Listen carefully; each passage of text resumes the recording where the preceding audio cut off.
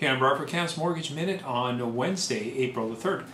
I was in a coffee shop this morning and I was basically standing in line and got into a conversation with the fellow at the counter and the gentleman beside me. And we got to talking about mortgages, and he turned around and he said, well, you know what? I have a 1.6% variable rate mortgage. I said, what? Are you kidding me? 1.6%? How did you manage that? He said, well, you know, I have great credit and I have good net worth, so the bank gave me this fabulous deal. I said, really? So I said, so who's it through? He told me the lender, and I said, okay, so you get prime minus how much? He goes, well, I go at prime minus 0.60.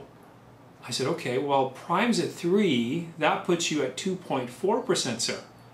He said, what? I said, yeah, it's 2.4%, not 1.6. So what's my purpose in telling you this story? Well, what I'm telling you, the reason is that when you hear different things from different people out there, always check things out. You're going to hear all kinds of stuff from people, and you might have heard of how cousin Larry got a mortgage at XYZ rate, and how come you're getting quoted a different rate, or you might hear of somebody else, or there's a lot of different reasons that different people have different situations that warrant different rates. I mean, you know, you may be self-employed, you might have stated income, you might be buying a rental property, you may have, again, a stated income rental where you're showing hardly any income at all. I was recently dealing with some clients who had a combined taxable income of $18,000, yet we're buying a $450,000 rental. So, again, there's different reasons that you get different rates. And so the best source to go to is go to your broker, go to your bank, go to somebody. So if you hear this sort of thing and you're hearing this story where somebody says, hey, I'm getting this fabulous deal,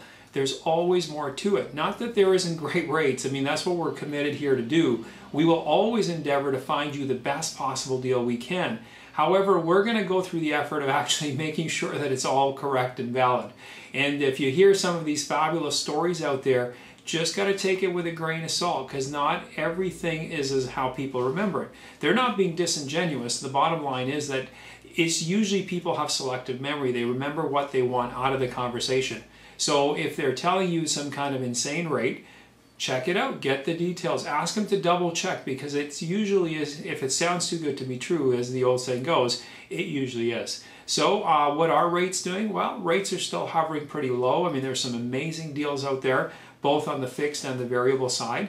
Bottom line is every situation is going to be different. We even have a mortgage now that the longer you hold it, the longer the rate keeps dropping. That's right. This lender will reduce your rate every year for every year that you hold this mortgage. Want details? Well, you give me a call and I'll be happy to fill you in on that one as well. So it looks like the world of mortgages is going to stay innovative and low for some time. And real estate, talking to the realtors, I know they're all telling me that there's lots of activity and there is stuff moving out there. So good news, and we'll see what the spring market holds. And anyway, hopefully, you know, if you do run across one of those fabulous deals of 1.0% financing or something on a mortgage for 5 years, 10 years, let me know. I'll sign up for it too. Anyway, it's been Cam for Cam's Mortgage Minute, and I will see you tomorrow.